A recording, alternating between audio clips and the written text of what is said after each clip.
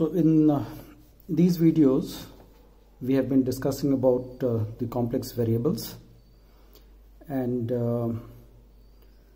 few of these concepts have already been discussed.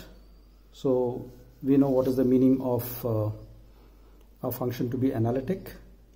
We understand what the Cauchy-Riemann equations are. We have seen what are harmonic functions, at least the definition, and we have seen the fact that analytic functions supply, they serve as a supply of lots and lots of harmonic functions. The real and imaginary part of an analytic function are harmonic functions. So we also understand the meaning of complex conjugates.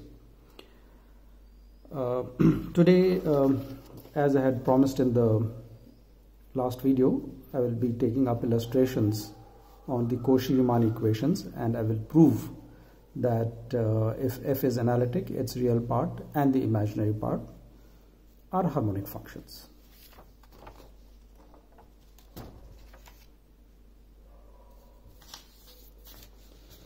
So first, an illustration on the use of analytic function, the Cauchy-Riemann equations. So I'll take up an example, an illustrative example.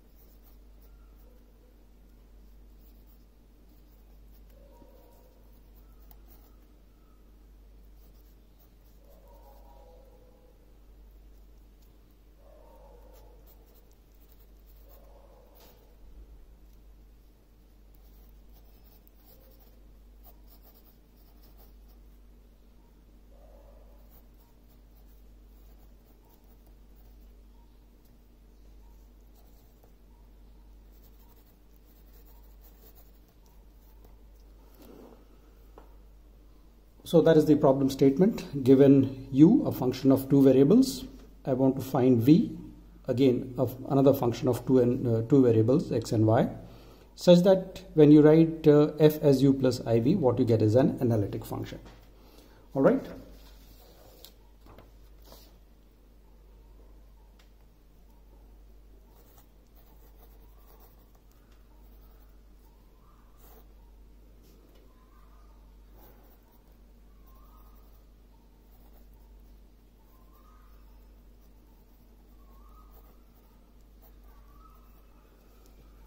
That is what is given to us. Let's call this as equation 1. Okay. Then 1 implies, I'll write on the partial derivative of u with respect to x.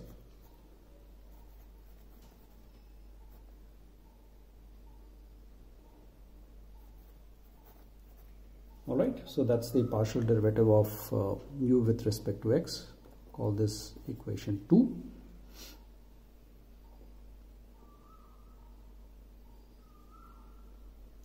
And let us also write down uy, the partial derivative of u with respect to y. So what you get is 0 from here and minus 6xy. Okay, let's call this equation number 3. Now we want to find v, we want to find v such that f becomes analytic. And if f is analytic, then it has to satisfy the Cauchy-Riemann equations. So we begin from there. So as f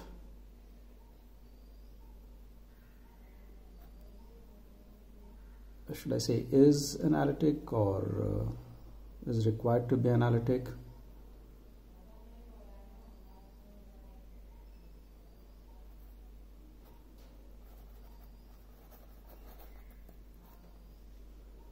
So as f is analytic, what must happen is ux must be same as the da by u by da by x should be same as da by v by da by y, and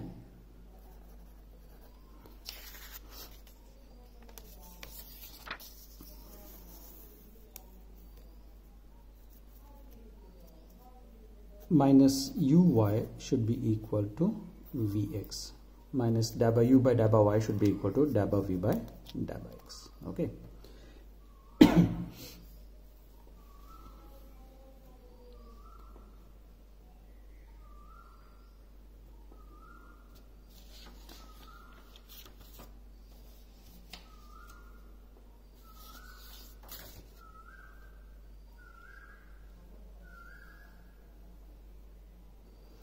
Let's call these two equations equation number 4. So there are two equations in 4. Okay, so I'll use 2 and the first of 4. So when you do that, what you get is v of y will be equal to 3x square minus 3y square, right? U of x equal to v of y. U of x is this, so this thing is also equal to dabba v by dabba y. That's what I'm writing over here. So dabba v by dabba y is equal to this. Okay, this means that, so we are looking at the partial derivative of a function with respect to y, and it happens to be this. So what must v actually look like? Okay, it must be something of this kind.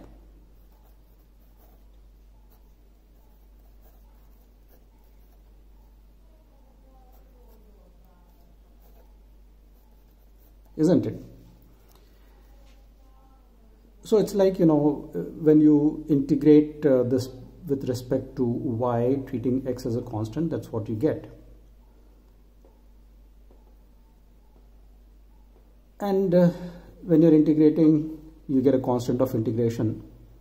And since x is being treated as a constant, you can take the constant of integration to be g of x. That would be the most general function. Okay. So v is known up to g of x. So once we know what g of x is, we will have known what is v. So the rest of the calculation is motivated in that direction. We want to find g of x. And for this, we are going to take help of the second of the equations in 4. Okay. So let me differentiate equation number, let's call this as 5. So differentiate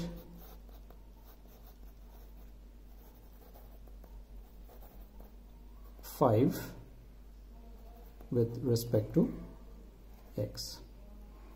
So when you differentiate 5 with respect to x, what you get is dabba v by dabba x. I should have simply written as vx is equal to, so what is the derivative of this with respect to x?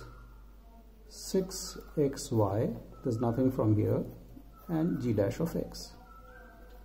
But then this is same as minus u of y. Okay.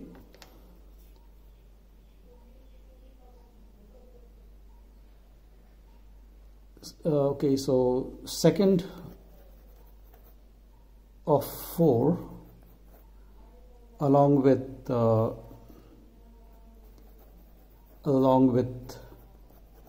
6 gives, what does this give?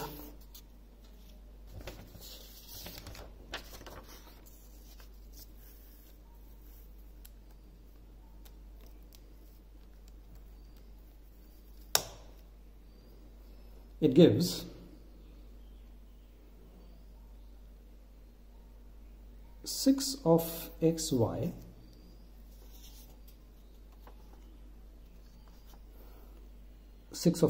plus g dash x.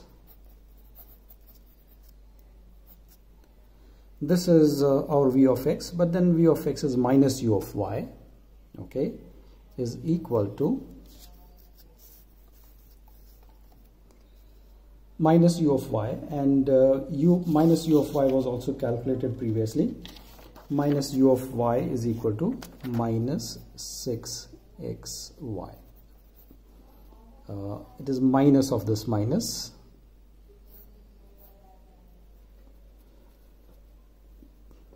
okay, which means that g dash of x is 0, and this means that g of x is some constant.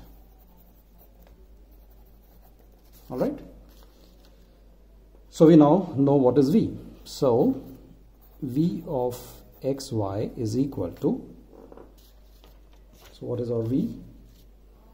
So our v was this, okay, so it is 3x square y minus y cube plus c. So that is the solution of this problem.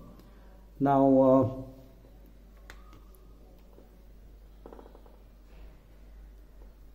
if you want to, okay, so therefore we can write our f of z equal to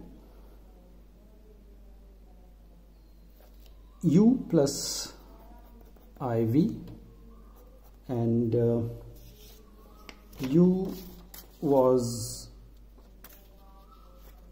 x cube minus 3xy square plus 5, and v is here 3x square y minus y cube plus c. But please note that on the left hand side I've written z, and on the right hand side there are x and y's. Okay,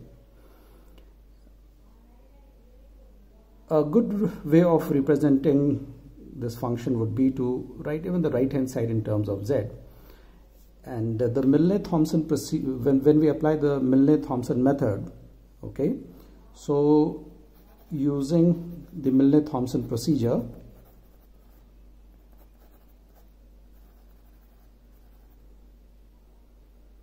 so in this method what do? You replace x by z and you put y equal to 0. Okay, so when you do that, what you get is f of z equal to, so the x cube becomes z cube. There's a y here which you're putting as 0, so there's nothing from here, plus I times, you're putting y equal to 0, so there's nothing from here, there's nothing from here, and a c. Okay, so you could write this as z cube plus maybe a new constant, call it as k. So this is the complete solution of the problem.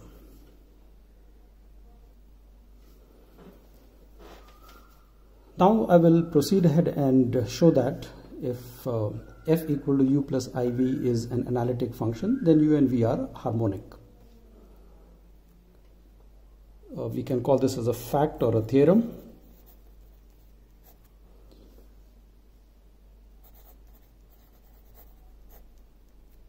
Now since f is analytic, u and v are going to satisfy the Cauchy-Riemann equations. Okay, since f is analytic,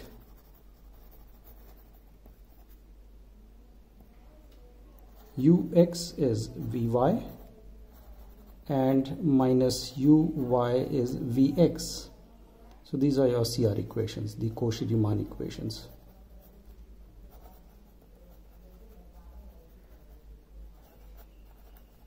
Okay, these are the Cauchy-Riemann equations. So if I differentiate the first equation, both sides of the first equation with respect to x, what I get is uxx is equal to vyx, and if I do the same over here, no, what I'll do is I'll differentiate this partially with respect to y. So minus uyy is equal to vxy. Okay, all right. So what do we see? We see that uxx is equal to minus uyy. Now please note that you have mixed partial derivatives on the right hand side, so actually I cannot write this. But then since the function f is analytic, the mixed partial derivatives will be equal. Okay, so partial derivatives of all the orders exist, okay, and they are continuous, and that implies that vy sub x is equal to vx sub y, and therefore the mixed partial derivatives are equal. That's a theorem. So you get this, and this means that uxx plus uyy is equal to 0. So it satisfies the Laplace equation, and hence u is harmonic. Okay. That v is harmonic can be done exactly in a similar way. So you can actually flip the equations and carry out differentiation exactly in a similar way, and then show that v is harmonic. Okay, so we stop here.